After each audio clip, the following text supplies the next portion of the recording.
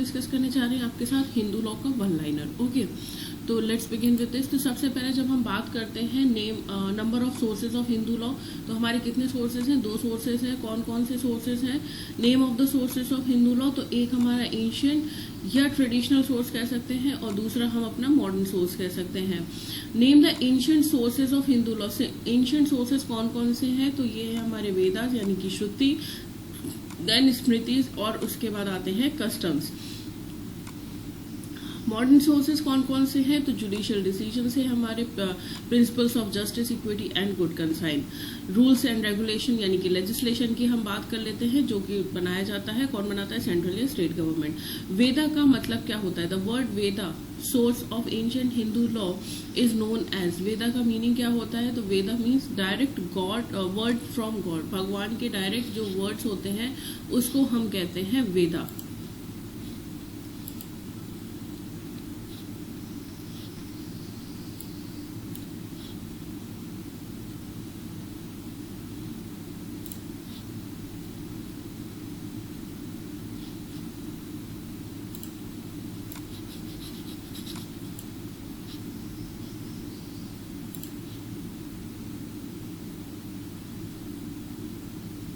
कितने वेदा होते हैं हमारे?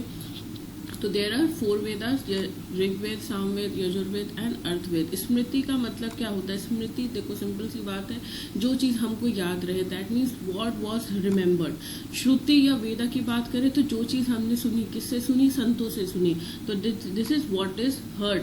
नेक्स्ट आता है 2 मेन स्कूल कौन कौन से हैं हिंदू लॉ के? तो हमारे दया भागा और मिताक्षरा स्कूल है। तो दया भागा और मिताक्षरा स्कूल किस, बेसिकली अगर हम बात करें तो किस स्मृति की कमेंट्री पे बेस्ड है? तो it is based on the Yajnavalkya Smriti की कमेंट्री पे दोनों ही स्कूल बने हैं। यज्ञवल्क्य स्मृति को जब विजनेश्वरा, देखिए मिताक्षरा स्कूल बना है कब? जैसे यज्ञवल्क्य स्मृति पे दोनों ने अपनी कमेंट्री की, विजनेश्वरा और जिमुट वाहना ने। तो जब विजनेश्वरा ने की तो बना मिताक्षरा स्कूल, जब जिमुट वाहना ने किया तो बना दया भागा स्कूल। तो ऑथर ऑफ यज्ञवल्क्य, तो it is not Yajnavalkya, it is Mitakshara.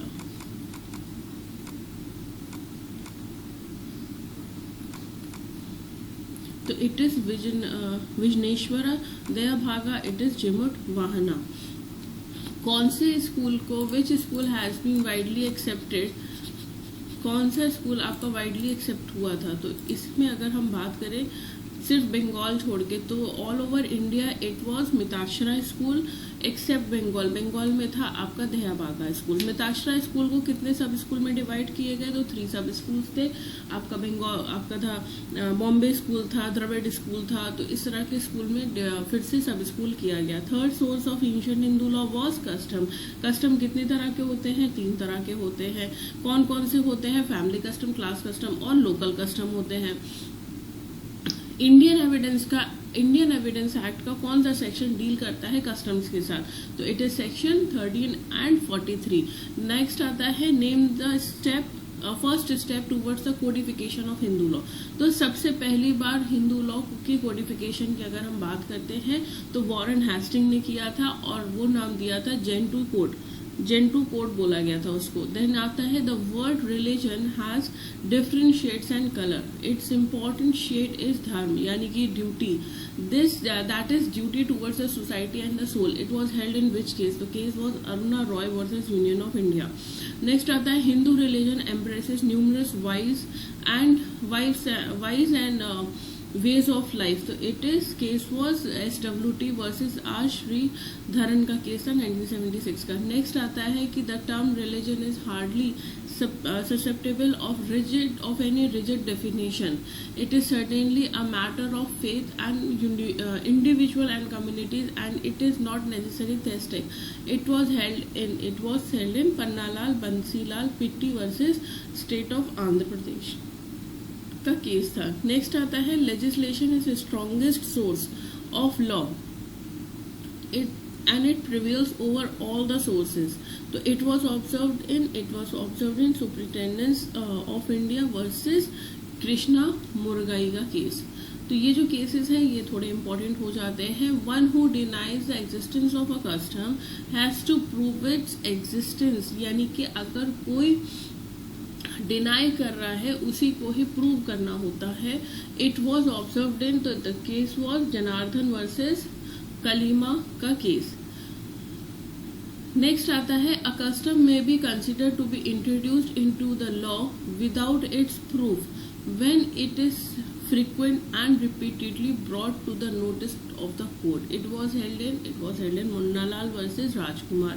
The burden of proving a custom in derogation of Hindu law is on the person who alleges, जो बोल रहा है कि ये कस्टम है।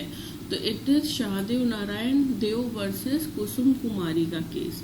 नेक्स्ट आता है custom can not be extended by analogy and it can not be established by a prior method. तो it was T Saraswati Ammal versus Jagdamba Lal. Next आता है if there is a clear usage of contrary the shastra have to be yield. अगर कोई clear usage दिखा रहा है जिसकी contrary है तो उधर पे हम क्या देखेंगे, उधर पे हम शास्त्रों को देखेंगे। तो it has been said in Shyam Sundar Prasad Singh 2000 का केस था। नाउ नेक्स्ट आता है no customs which is oppose to the public policy. देखिए यहाँ पे बोला जाता है जब आप कस्टम्स को देखते हो ना कि पब्लिक पॉलिसी के अगेंस्ट नहीं होना चाहिए, रीजनेबल होना चाहिए, कंटिन्यूटी में होना चाहिए, एंटीक होना चाहिए। तो यहाँ पे पूछ रहे हैं कि अगर it opposes the public policy तो can be recognised by any court of law. It was held in, तो it was held in Munnalal versus Rajkumar का केस। अब हम बात करते हैं introduction and applicability of Hindu law. तो हिंदू लॉ की अगर हम बात करते हैं तो देखिए वो कोडिफाइड भी है और अनकोडिफाइड लॉ, दोनों तरह के लॉ होते हैं। अगर हम कोडिफाइड की बात करते हैं तो मेन हमारे 4 कोडिफाइड लॉ होते हैं। पहला होता है हिंदू मैरिज एक्ट, फिर Hindu succession act, Hindu minority and guardianship act and Hindu adoption and maintenance act. इसमें अगर आप देखते हो तो 3 तो आपके होते हैं, ये 3 आपके हो गए हैं 1956 के, बाकी का जो 1955 का एक्ट है वो है हिंदू मैरिज एक्ट। नेक्स्ट आता है सोलस पॉली सुप्रीमा लॉ। इसका मतलब क्या होता है, इसका मतलब होता है the welfare of a people is the supreme law by which committee and year the Hindu code was drafted. किस कमेटी के थ्रू और किस साल हिंदू कोड ड्राफ्ट किया गया था, तो it was Rau committee in 1947 and was referred to the select committee of constituent assembly in 1948। Hindu law किस पे अप्लाई करता है, तो हिंदू लॉ की अगर हम बात करते हैं तो ये अप्लाई करता है हिंदूज, बुद्धिस्ट, जैन और सिख पे अप्लाई करता है। Next if we talk about that the Hindu law does not apply to, तो किस पे अप्लाई नहीं करता है, तो मुस्लिम, क्रिश्चियन, पारसी और जूस पे अप्लाई नहीं करता है। कौन से पर्सन है जो गवर्न होते हैं आपके हिंदू लॉ से, तो it is Hindu by birth, Hindu by conversion, Hindu by reconversion. ये लोगों के ऊपर हिंदू लॉ अप्लाई करता है। इंडियन कॉन्स्टिट्यूशन में फैमिली लॉ कहाँ पे दिया गया, तो it is given in concurrent list. The codified part of the Hindu law is enacted by, जो कोडिफाइड लॉ है वो कहाँ से इनैक्ट होता है, तो वो पार्लियामेंट के थ्रू इनैक्ट होता है। द हिंदू मैरिज एक्ट वो केम इनटू फोर्स, कब एनफोर्स हुआ था, तो इट वाज 18 मई 1955 को ये एनफोर्स हुआ था। कितने सेक्शंस हैं, 30 सेक्शंस हैं। नेक्स्ट अगर हम बात करते हैं कि जो before Hindu marriage act 1955 polygamy and dash was permitted. देखिए पॉलीगैमी की जब हम बात करते हैं तो पॉलीगैमी मीन्स कि जब एक बंदा कई वाइफ रख रहा है, शादी कर रहा है, और पॉली एंड्री की जब हम बात करते हैं वहां पे ये होती है कि एक महिला कई हस्बैंड रख रही है। तो पहले के टाइम पे before Hindu marriage act 1955 polyandry और polygamy both were allowed, both were permitted. Next आता है Hindu marriage act and special marriage act was recommended and established and establishment of family code in dash law commission report. तो कौन सी law commission की report थी, it was 54th law commission report. Mere non compliance with the degree of restitution और mere disinclination to agree to an offer of reunion did not amount to be wrong within the meaning of section 23(1)(a) of HMA. It was held in which case? The case was Dharmender versus Usha का case. Rule Audi आल्ट्रम partum का मतलब क्या होता है, let the other party be heard, या दूसरी side को भी हमें सुनना चाहिए। Hinduism is a way of life in subcontinent. It is not limited to narrow limits to religion. It was held in which case? The case was Ramesh Yashwant Prabhu versus Prabhakar Kashinath Kunte. Next आता है Hindu marriage act की बात करेंगे। तो section 1 की अगर हम बात करते हैं तो Hindu marriage act deals with, तो it deals with the short title and extent. Hindu की अगर हम बात करते हैं तो Hindu includes in Hindu marriage act it is Buddhism, Jain and Sikh. Section 2 आपकी बात करता है एप्लीकेबिलिटी ऑफ द एक्ट के बारे में। नाउ नेक्स्ट आता है सेक्शन 2 सबसेक्शन 2 में अगर हिंदू मैरिज एक्ट, ये बहुत इंपॉर्टेंट क्वेश्चन है, क्वेश्चन नंबर 50, ये कई बार पूछा गया है। तो यहाँ पे अगर हम बात करते हैं कि आपसे डायरेक्ट पूछा जाता है कि कौन से इनमें से कौन सा ऑप्शन की अगर हम बात करें he is not a Hindu under Hindu marriage act. तो यहाँ पे दिया गया है कि जो भी शेड्यूल्ड ट्राइब के मेंबर्स हैं which are given in article 336 clause 25, article 336 clause 25 में जो भी बंदों का नाम दिया गया है they are not Hindu. Okay, codified law relating to Hindu marriage is called Hindu marriage act. Section 3 में क्या दी है, डेफिनेशन दी गई है। Two Hindu solemnises their marriage under, देखिए 2 हिंदू हैं वो या तो हिंदू मैरिज एक्ट के अंतर्गत अपनी शादी कर सकते हैं या स्पेशल मैरिज एक्ट 1954 के अंतर्गत भी शादी कर सकते हैं। स्पेशल मैरिज एक्ट के अंदर कोई भी शादी कर सकता है, उसमें कोई भी तरह का कोई धर्म की बात नहीं की जाती है। अगर हम हिंदू मैरिज एक्ट 1955 की बात करते हैं तो कौन सा कॉन्सेप्ट लेके आते हैं, तो ये लेके आते हैं मोनोगैमस मैरिज, यानी कि मोनोगैमी की बात करते हैं, बाइगैमी की बात नहीं करते हैं। नेक्स्ट आता है marriage under Hindu marriage act 1955 is having semblance of sacrament as well as semblance to of a contract. देखिए यहाँ पे आपके सैक्रेमेंट की बात की गई है, यानी कि एक फेस्टिवल की तरह आपकी शादी होनी चाहिए उसके साथ में, क्योंकि रजिस्ट्रेशन इज लॉ कंपलसरी, तो यहाँ पे कॉन्ट्रैक्ट की बात भी की गई है। अगर हम कस्टम और यूसेज की बात करते हैं तो ये कहाँ दिया गया है, HMA में, तो it is section 3 subsection A में। तो यहाँ पे नेक्स्ट आता है custom is still regarded as a source of law. तो ये किस में बोला गया था, अमृतलाल नागी वर्सेस जयंती लाल में बोला गया था। If one claims that his marriage is solemnized and is according to prevailing new custom, that custom must be valid and recognized. So it was said in Bhairav Shankar Lokhanda versus state of Maharashtra.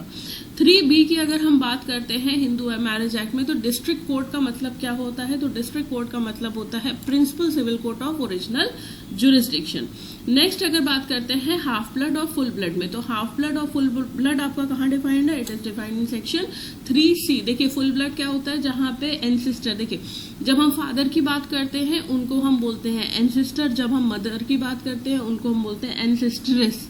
Okay, तो जब हम बात कर रहे हैं full blood की, तो full blood में क्या होता है, आपके जो पेरेंट्स हैं, जो फादर और मदर दोनों कॉमन होती है 2 बच्चों की, तभी तो हम रिलेशनशिप बताएंगे। हाफ ब्लड में क्या होता है कि एंसेस्टर, यानी कि फादर इज कॉमन, 2 बच्चों के क्या है, फादर कॉमन है, वाइफ आर डिफरेंट, तो वो क्या हो जाएंगे, हाफ ब्लड हो जाते हैं। यूट्राइन ब्लड क्या होता है, यूट्राइन ब्लड होता है जहां पे वाइफ मतलब कि मदर इज कॉमन। ओके, जहां मदर इज कॉमन तो वो हो जाते हैं यूट्राइन ब्लड। ओके, देखिए यहाँ पे लिखा है 2 persons and descendants from the common ancestor. Common ancestor का मतलब हो गया फादर साइड, तो यहाँ पे बाय द सेम वाइफ, तो वो हो गया full blood.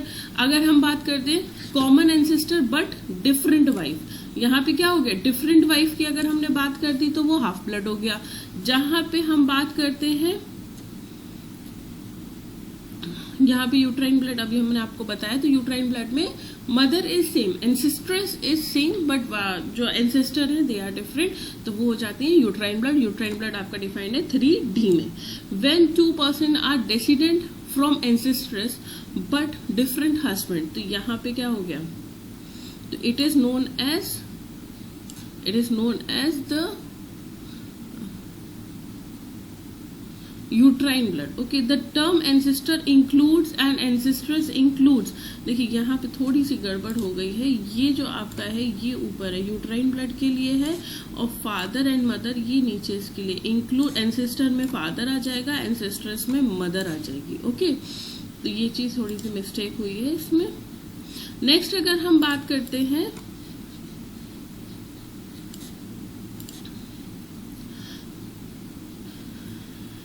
Dash means prescribe by the rules under this act. तो डैश मीन प्रिस्क्राइब, यहाँ पे प्रिस्क्राइब्ड में ही अलग से दिया गया है आपका। The sapinda relationship is mentioned under 2F और डिग्री ऑफ प्रोहिबिटेड रिलेशनशिप आपका 2G में डिफाइंड है। अगर हम बात करते हैं कितनी डिग्री ऑफ जनरेशन की बात की गई है, तो अगर हम बात करते हैं लाइन ऑफ एसिडेंट की, देखिए मदर में हमेशा 3 जनरेशन की बात की जाती है और फादर में 5 जनरेशन की बात की जाती है। 3 जनरेशन की बात हम मदर में इसलिए करते हैं क्योंकि वहां पे जीन्स बहुत जल्दी चेंज हो जाते हैं। फादर की अगर हम बात करते हैं तो जीन्स चेंज होने में टाइम लगता है, तो 5 जनरेशन हम वहां पे लेते हैं।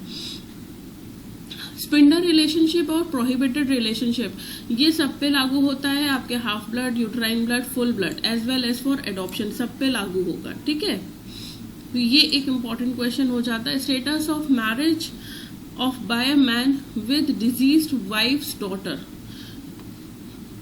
एक आदमी है जो किससे शादी कर रहा है, डिजीज्ड वाइफ डॉटर, यानी कि उसकी वाइफ की डेथ हो चुकी है, उसकी बेटी से शादी कर रहा है, तो it is a valid marriage. ठीक, ओवरराइडिंग इफेक्ट कहाँ दिया है, तो इट इज सेक्शन 4 में दिया गया है। अगर हम बात करते हैं प्रिंसिपल ऑफ एक्सोगैमी, स्पिंडर रिलेशन या प्रोहिबिटेड रिलेशनशिप की जब हम बात करते हैं, प्रोहिबिटेड डिग्री ऑफ रिलेशनशिप की जब हम बात करते हैं, तो वो बेसिकली रूल दे रहा है आपको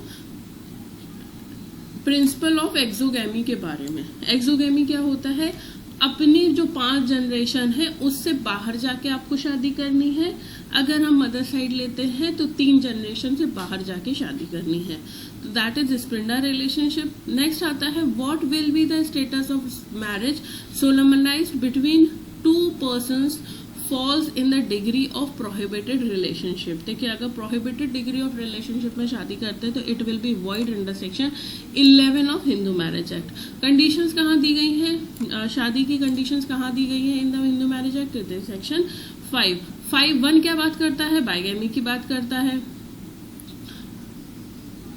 प्रोहिबिट्स बाइगेमी, मतलब कि सेक्शन 5.1 कहता है भाई जिस टाइम पे भी आप शादी कर रहे हो उस टाइम पे सबसे पहले आपको एक इंडिविजुअल होना चाहिए, बैचलर होना चाहिए। अगर आप बैचलर नहीं है तो आप डिवोर्सी हो, कि डिवोर्सी नहीं हो तो आप विडोवर हो गए, लेकिन आपका जो स्टेटस है it should B single.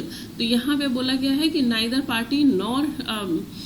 Party has a living spouse eight the time of the marriage. आपका कोई भी जिंदा पार्टनर नहीं होना चाहिए कि आपने ऑलरेडी शादी कर रखी है।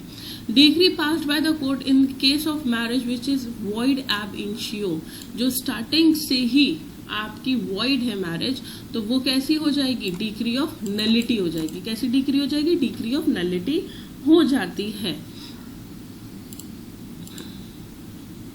नेक्स्ट अगर बात करें, if at the time of marriage neither party is capable of giving a valid consent, यहाँ पे बात कर रहे हैं साउंडनेस ऑफ माइंड की। तो जहां पे अगर हम बात करते हैं कि वो क्या कर रहे हैं, वो कंसेंट देने के लिए वैलिडली मतलब इनकैपेबल है, तो क्या करेंगे, तो वो मैरिज आपकी वैलिड होगी लेकिन वो वॉइडेबल हो सकती है at the option of the other party.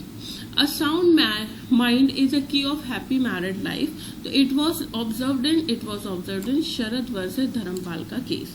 Section 5.3 की अगर बात करें तो यहाँ पे आपकी बात की जाती है एज की। अगर हम एज देखें तो पहले जो लड़के की एज थी दैट वाज 18 ईयर और लड़की की एज थी 15 साल, 15 साल या 16 साल, यस।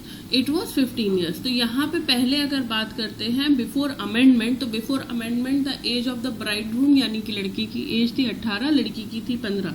लेकिन बाद में आया child marriage restrain amendment act 1978, जिसमें जो एज थी उसको बढ़ा के कर दिया गया 21 लड़के की और 18 लड़की की। तो यहाँ पे अब अगर एज की बात करते हैं तो इट इज 21 एंड 18। अब पूछा जा रहा है किस अमेंडमेंट के थ्रू, तो it was the amendment act child marriage restrain amendment act 1978। Okay, next आता है quod fieri non debet factum valet, doctrine of factum valet. तो जब हम बात करते हैं डॉक्ट्राइन ऑफ फैक्टम वैलिड की, तो देखिए एक सिंपल सी बात है, जैसे कि आपसे बोला जा रहा है हिंदू मैरिज एक्ट में सेक्शन 5 सब सेक्शन 3 में दिया गया है कि आप 21 और 18 का एज दे दिया गया कि इस एज के बाहर, इस एज से कम नहीं होनी चाहिए, लड़का या लड़की की एज इस एज से कम नहीं होनी चाहिए। लेकिन क्या शादियां नहीं होती? बिल्कुल होती हैं। तो उनकी वैलिडिटी क्या होगी? भाई अगर हम बात करते हैं कि लड़के की एज है आपकी 18 साल और लड़की की एज हो गई आपकी 16 साल, तो ये दोनों एज क्या है? They are very less regarding the our provision in Hindu marriage act. तो यहाँ पे हम मैरिज को हम वैलिड कर देते हैं। क्यों? क्योंकि because of the use of doctrine of factum valid.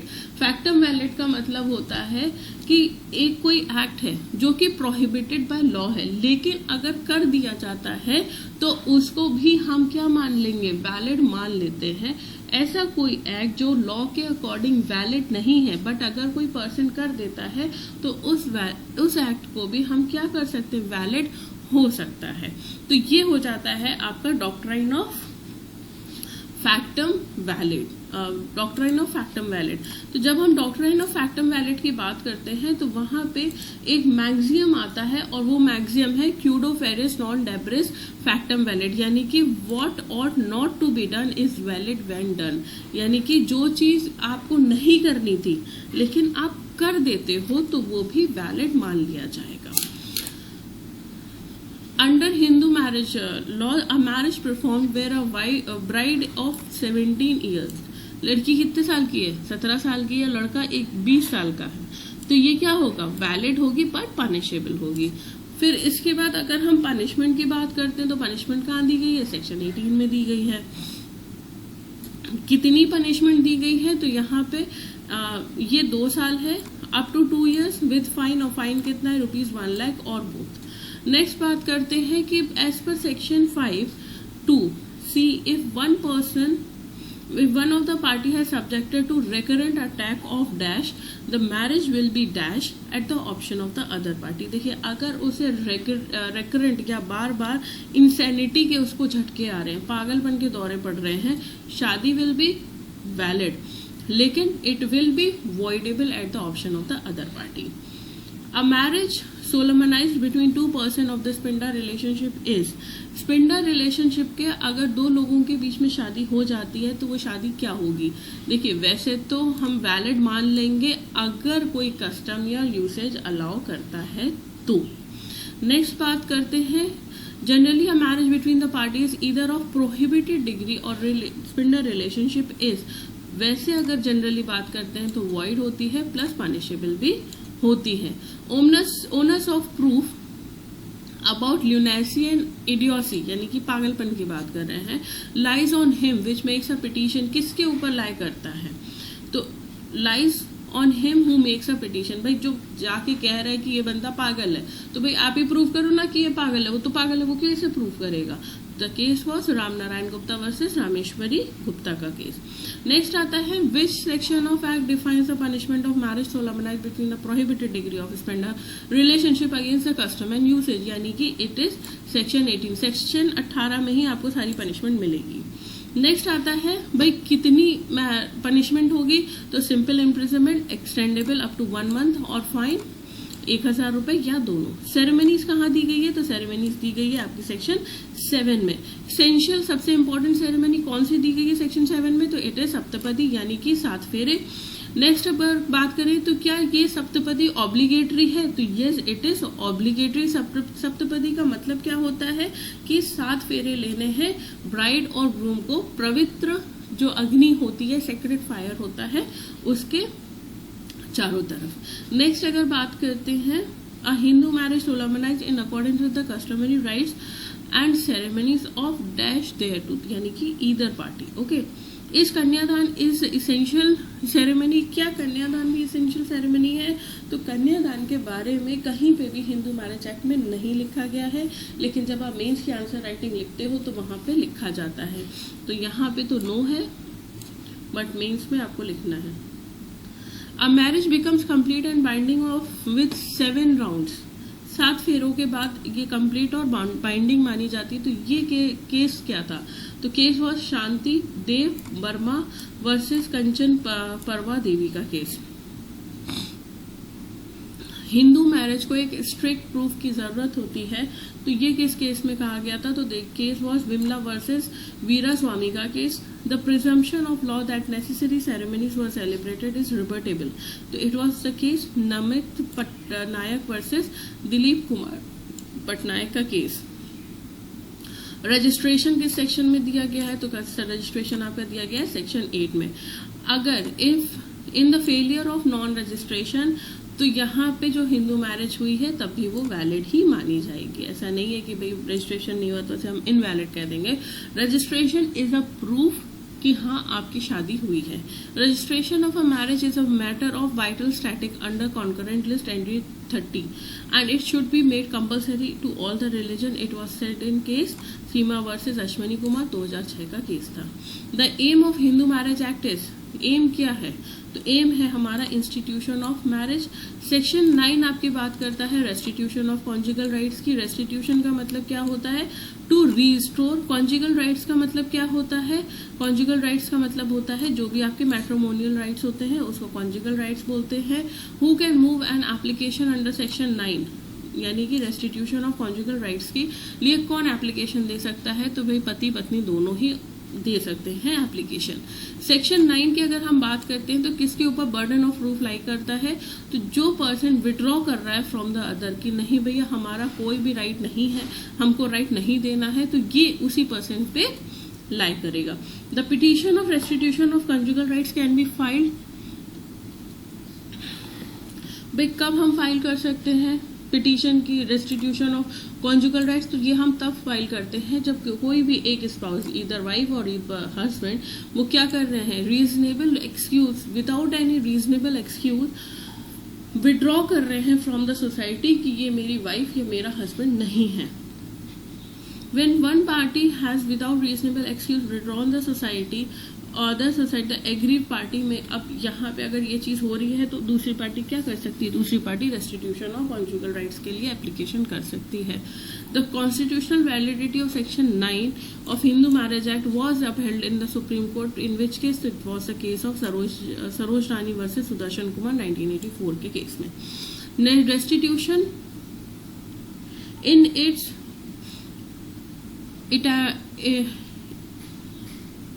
etymological sense means restoring to a party on the modification, variation or reversal of decree what has been lost to it in execution, modification, variation or reversal of decree what has been lost to it in execution of decree or direct consequence of decree. It was held in, it was the case of Zafar Khan versus Board of Revenue का case. In the party do not resume cohabitation of a period of 1 year.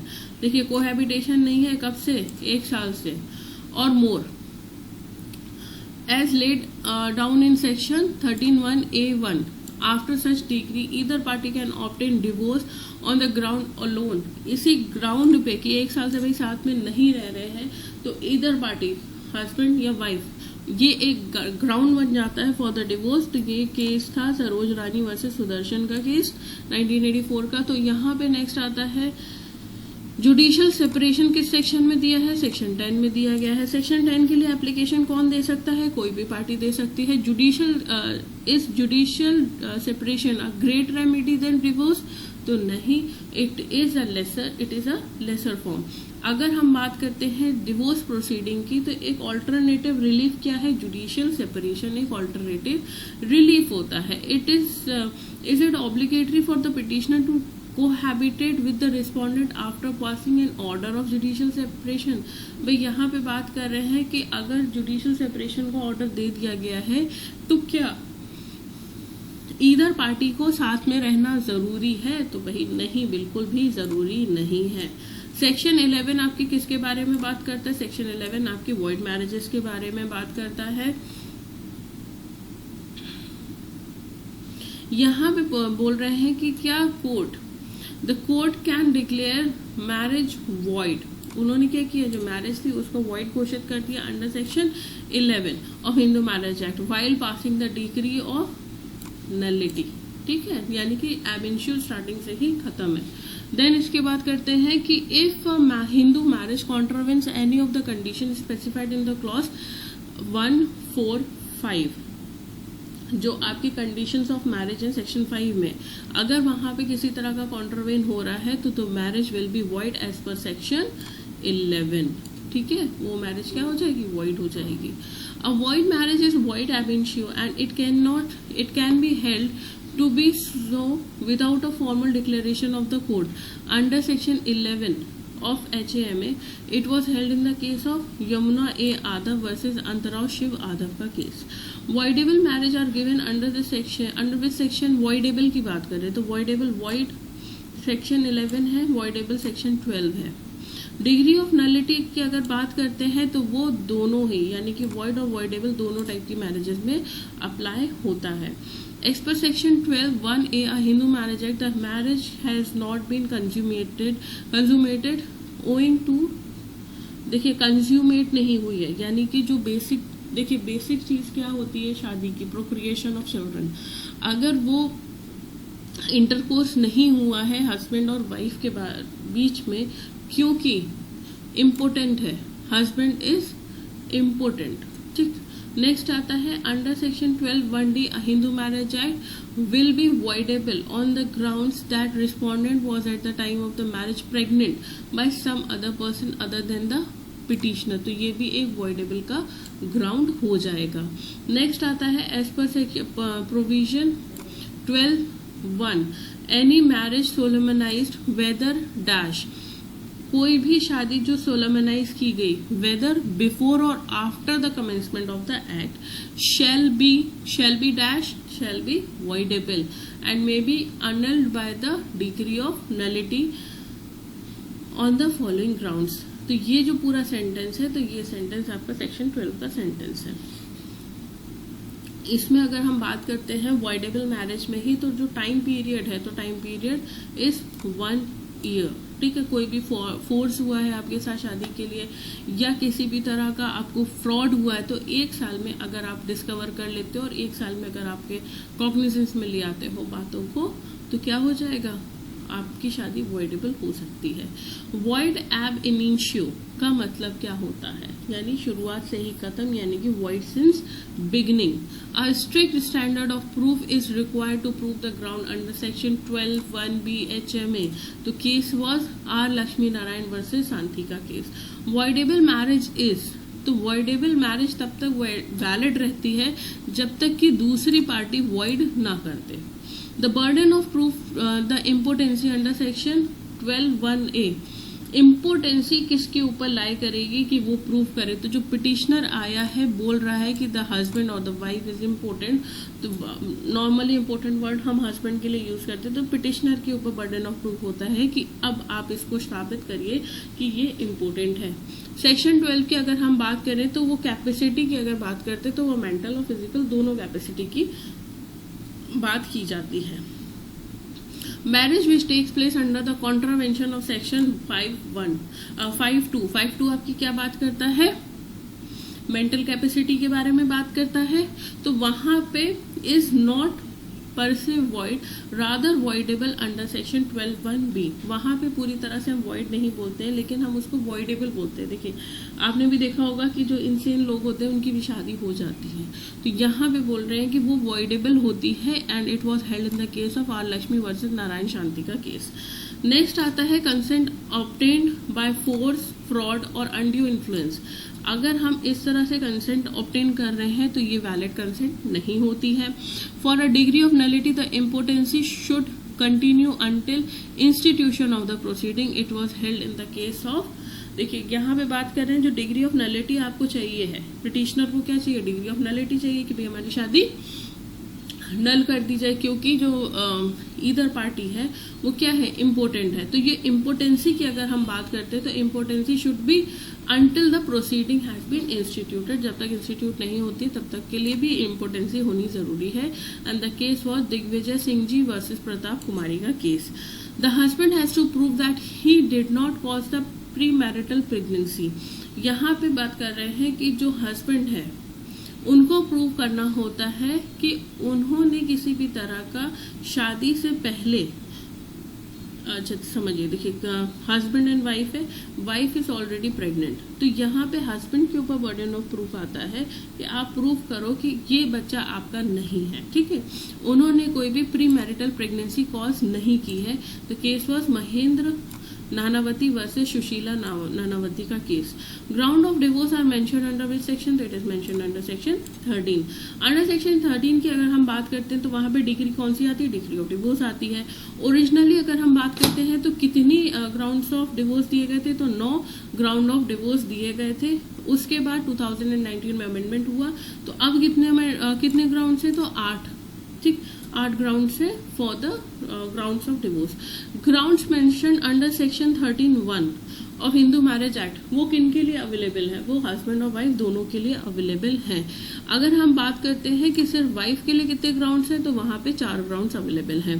The additional ground for to wife for divorce are mentioned in other than apart from 13(1), और कहाँ पे wife के लिए दिए गए हैं grounds कि वो यूज कर सकती हैं as a ground of divorce, तो इट इज सेक्शन 13 का 2। तो यहाँ पे it is a kind of fill in the blanks. Under section 13(1) HMA any marriage solemnised whether before और after the commencement of the court on a petition presented by either party, the husband और the wife, be dissolve by dash. Dissolve किस तरह से होगी, degree of divorce के through. Next अगर बात करते हैं under section 13(1) HMA, a petition of divorce can be presented on the ground that the other party has, after solemnization of marriage, had dash with any person other than dash or dash, यानी कि had voluntarily sexual intercourse other than his or her spouse। अब अगर बात करते हैं कि ground जो हमारा 13(1) है ऑफ HMA का, ये डील किससे करता है, तो ये डील करता है अडल्ट्री से, ठीक। Under which section N application for divorce, किस सेक्शन के अंतर्गत आप डिवोर्स की एप्लीकेशन डाल सकते हो कि जो पिटीशन है वो क्या कर रहा है, पिटिशनर हमारे साथ क्रूएलिटी कर रहा है, तो it is section 1(1)(a), okay, IA। Dissertation is one of the ground, dissertation की बात करें तो 13(1)(IB), ठीक, वो बात करता है आपके डेजर्टेशन के बारे में। तो to file an application of divorce, अगर हमें फाइल करना है एप्लीकेशन ऑफ डिवोर्स के under section 13(1)(IB) of HMA, तो यहाँ पे अगर डेजर्टेशन की टाइम लिमिट पूछते हैं तो डेजर्टेशन कम से कम 2 साल से ज्यादा का होना चाहिए, 2 years कंटिन्यूसली होना चाहिए। The in case of Geeta Jagdish Mangtani versus Jagdish Mangtani 2005, उसमें बोला गया था कि डेजर्टेशन एंड एब्टॉनमेंट ऑफ, मतलब हमने डेजर्ट कर दिया या छोड़ दिया स्पाउस को, ठीक। 5 टेस्ट ऑफ क्रूएलिटी, ये कहाँ पे दिया गया है, तो ये दास्तेन वर्सेस दास्तेन का केस था। इन केस ऑफ प्रिटी क्यूरल्स, मतलब छोटी मोटी लड़ाई और ट्रबल्स, वो क्रूएलिटी नहीं है, तो ये किस केस में बोला गया था, तो it was JL Nanda versus Veena Nanda का केस। कीपिंग अ कॉन्क्यूबिन, यानी कि अपने कॉन्क्यूबाइन, यानी कि अपने साथ आपकी शादी हो चुकी है, उसके साथ में आप क्या कर रहे हो, एक और लड़की को साथ में रख रहे हो और उनको सारी चीजें आप ऐसे ही रह रहे हो जैसे एक हस्बैंड वाइफ रहते हैं, तो कॉन्क्यूबाइन की बात की गई है। Is one of the ground of desertion, तो it was held in Chetan Das versus Kamla Devi का case. Under section 13(1)(2) HMA, an application of divorce can be filed on the grounds which the party has ceases to be Hindu by conversion। यहाँ पे conversion की बात की गई है, ठीक है। यहाँ ये भी एक ग्राउंड होता है आपके डिवोर्स का। The ground mention under HAMA deals 13(1) HAMA deals with dash मतलब अनसाउंड माइंड, जो कि कंटिन्यूसली भी हो सकता है या इंटरमीडिएटली भी हो सकता है, बीच बीच में आपको क्या आ रहे हैं, झटके आ रहे हैं। नेक्स्ट आता है कि under section 13(1)(5) HAMA the aggrieved party may move the petition. अब ये ग्राउंड की बात कर रहे हैं जहां पे है वेन्यूरेबल डिजीजेस के बारे में, क्योंकि it is a form of communicable disease. ठीक, नेक्स्ट आता है आपका रिलीजियस रिनाउंसिएशन, मतलब कि इधर पार्टी ने क्या किया है, रिनाउंस कर दिया है। ठीक है, bye entering any religious order. देखिए अगर जैसे जैन में क्या होता है कि हम लोग रिनाउंस कर देते हैं, तो यहाँ पे एग्रीव्ड जो स्पाउस है वो क्या कर सकता है, एप्लीकेशन फाइल कर सकता है फॉर डिवोर्स अंडर सेक्शन 13(1)(6) में। If one party of the marriage has not been heard. अब यहाँ पे बात कर रहे हैं कि अगर अगले बंदे को हमने सुना ही नहीं है, 7 साल से ऊपर हो गया है या 7 साल हो गया है, किसी को कुछ नहीं पता है कि वो बंदा कहाँ है, तो सबसे पहले तो आपसे टाइम पूछा गया, इट इज 7 years, और सेक्शन पूछा गया है कि कहाँ पे वो अप्लाई कर सकते हैं फॉर द डिवोर्स, तो इट इज 13(1)(7). 13(1)(a) में क्या बात कर रहे हैं, deals with the theory of irretrievable breakdown theory of marriage. तो इररिवर्टेबल कब हमने बात की थी, रिट्राइवेबल ब्रेकडाउन थ्योरी, यानी कि हम उसको फिर से रिट्रीव नहीं कर सकते, रिट्रीवेबल। तो यहाँ पे अगर इररिट्रीवेबल ब्रेकडाउन थ्योरी की बात करते हैं तो ये कब आपके लेजिस्लेशन में आया था, 1964 में आया था। और यहाँ पे the recommendation of law commission that irretrievable breakdown theory of marriage should be make the ground of the legislature, and the case was Naveen Kohli versus Neelu Kohli का case 2006।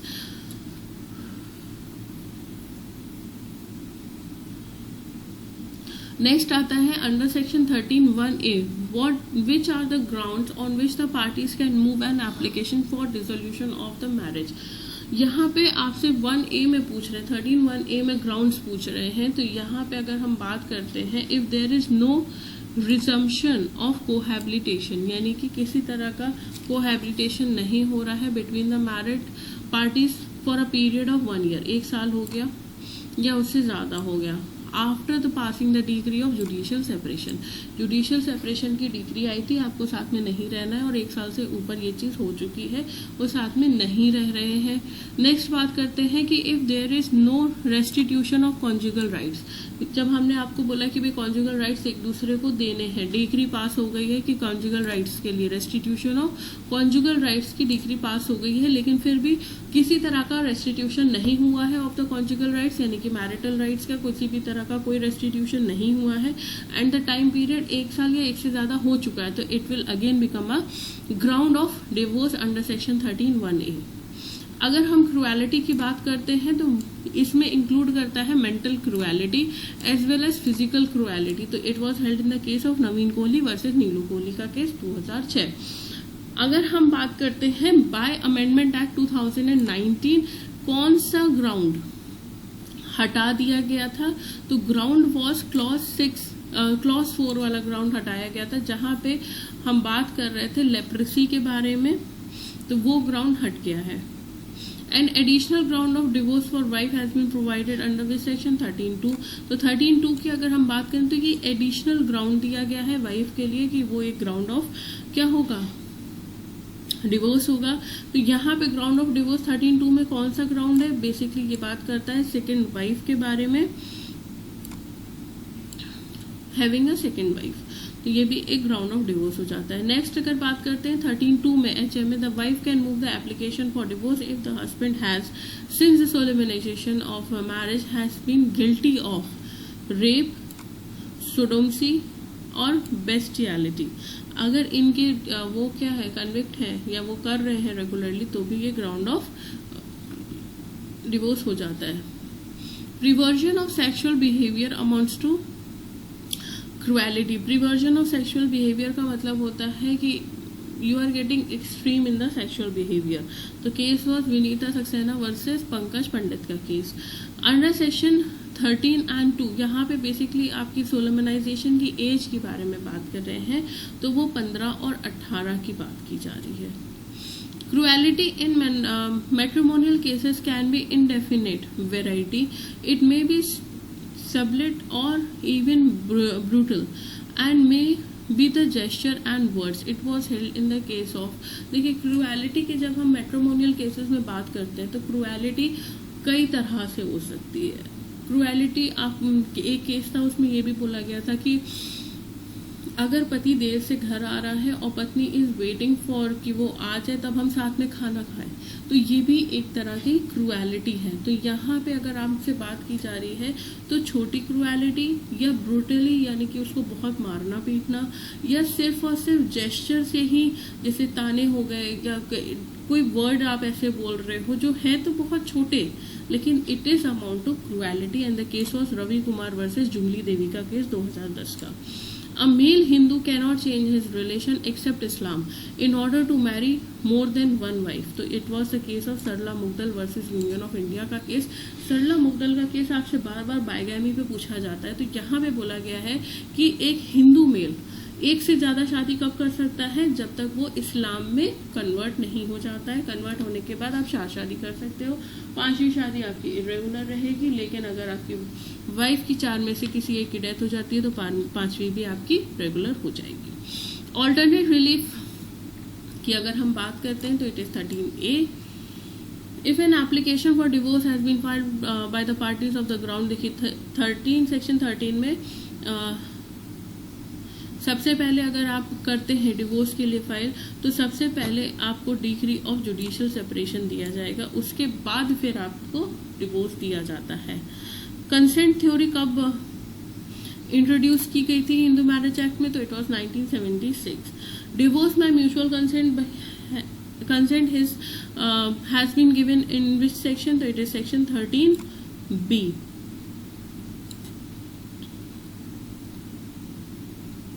Next is the period of living separately for 1 year must be immediately preceding the presentation of petition. The expression living separately connotes not only like husband and wife, it has reference to the place of living.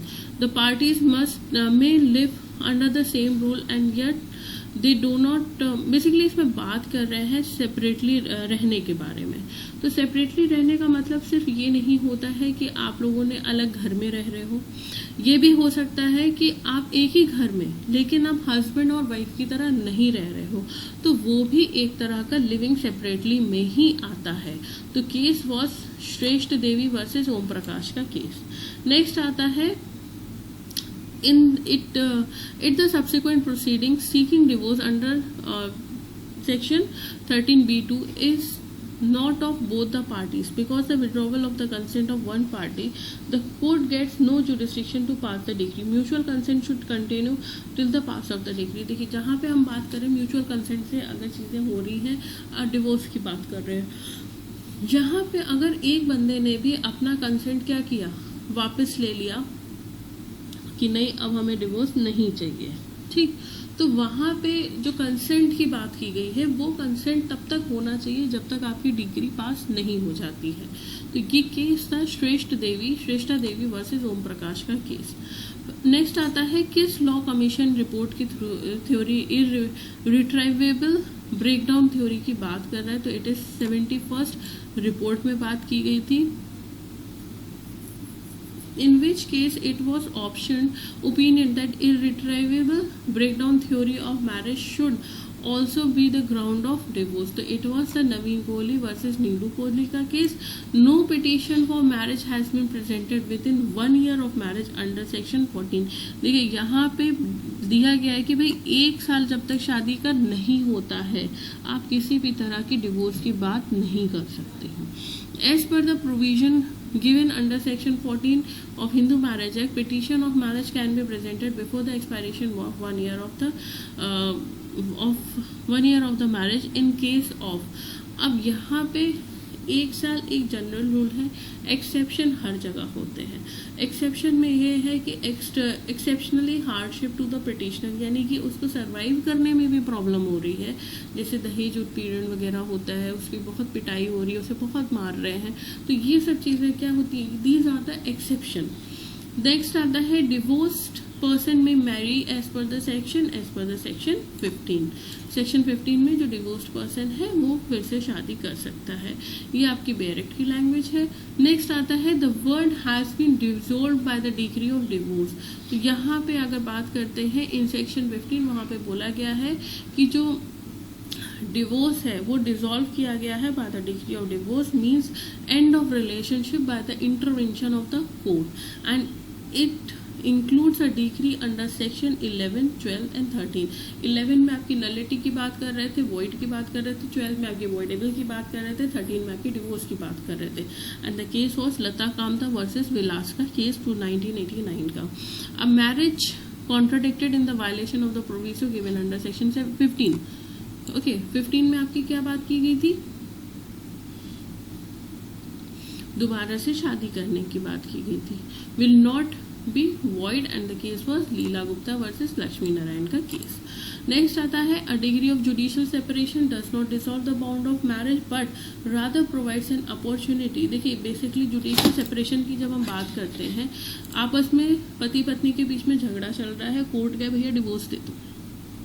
कई बार क्या होता है कि जैसे होते हैं ना, हम लोगों की सोचना होता है कि दो लोगों को दूर कर दो, सोचने का टाइम दो कि भाई हम गलत कर रहे हैं, कहाँ पे वो सही है, कहाँ पे हम गलत हैं।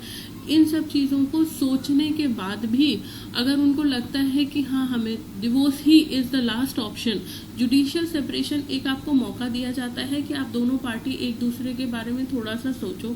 रिकन्सिलिएशन उस टाइम पे क्या होती है, आप लोगों की काउंसलिंग वगैरह होती है, तो वहाँ पे आपको एक मौका दिया जाता है कि हम आपको डिवोर्स नहीं दे रहे हैं, अभी हम आपको मौका दे रहे हैं, एक बार ट्राई करके देख लो। अगर आपको लगता है ठीक है आप साथ में रह सकते हो, इट्स ओके, नहीं रह सकते हो तो divorce is the final thing. तो ये केस था हीरानंद वर्सेस मांगे गांवकर वर्सेस सुनंदा का case. Legitimacy of the child की अगर हम बात करते हैं, जहां पे शादी आपकी वॉइड या वॉइडेबल हो रही है, तो it is given in section 16। Section 16 में कौन सी आपकी लॉ कमीशन की रिपोर्ट आई थी? तो सेक्शन 16 में आपकी 59 लॉ कमीशन की रिपोर्ट आती है। सेक्शन 17 आपकी बात करता है पनिशमेंट ऑफ बायगैमी के बारे में। नेक्स्ट अगर हम बात करते हैं any marriage between two Hindu solemnised after commencement of the act is void if the date of the marriage of either party has had a husband and a wife living. अब यहाँ पे अगर हम बात करते हैं जहाँ पे दोनों पार्टी में से किसी का भी लिविंग स्पाउस है, तो वहाँ पे उसको किस प्रोविजन ऑफ आईपीसी के साथ डील किया जाएगा? तो it will be section 494 and 495। The court to which the petition shall be registered, petition कहाँ पे रजिस्टर की जाएगी? तो सेक्शन 19 में आपकी रजिस्टर की जाएगी। सेक्शन 19 में आपको कहाँ पे बात की जा रही है, किसके लोकल लिमिट में?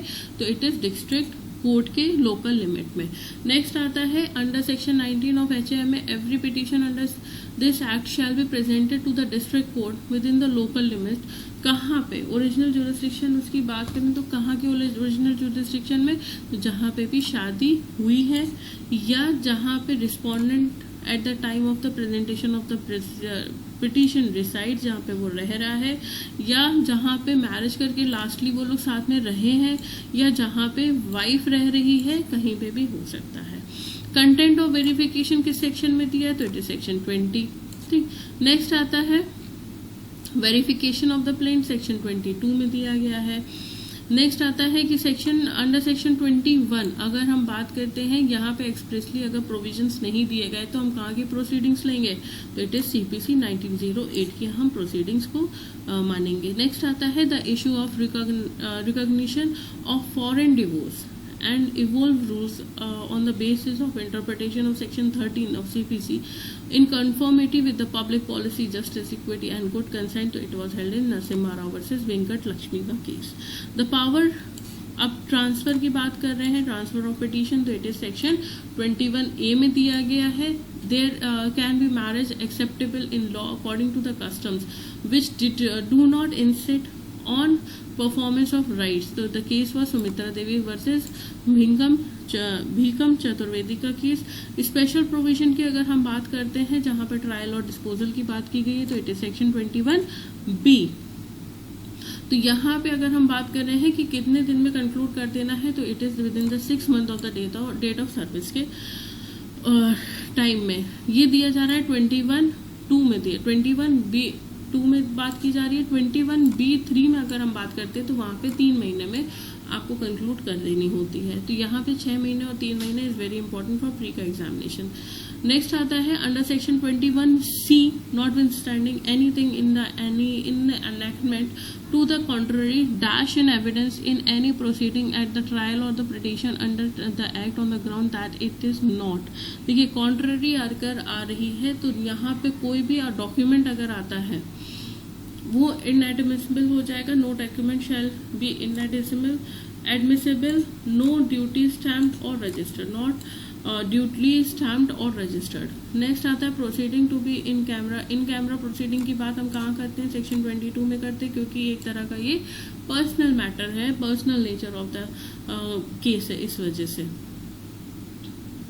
अब यहाँ पे अगर बात करते हैं सेक्शन 22(1) में अगर हम बात करेंगे तो यहाँ पे हाई कोर्ट और सुप्रीम कोर्ट की बात की गई है। और सेक्शन 22 सब सेक्शन 2 में अगर हम बात करते हैं तो यहाँ पे जो पनिशमेंट की बात की गई है तो इट इज़ फाइन एंड 1000 का पनिशमेंट, 1000 फाइन लग सकता है। बार्स ऑफ मैट्रिमोनियल रिलीफ कहाँ पे हो रहा है, तो it is section 23। Relief for respondent in divorce and proceeding mention under section 23A। ये डायरेक्ट आपके सेक्शन से क्वेश्चंस होते हैं, ठीक। 23(2) में अगर हम बात करते हैं तो it is a fill in the blank, it shall end a reconciliation between the parties. यहाँ पे अगर बात करते हैं कंसेंट की, ग्राउंड ऑफ म्यूचुअल कंसेंट की बात कर रहे हैं। कंसेंट किस तरह का होना चाहिए, वो फ्रॉड से नहीं लिया होना चाहिए, फोर्सली नहीं होना चाहिए, या अनड्यू इन्फ्लुएंस के थ्रू नहीं होना चाहिए।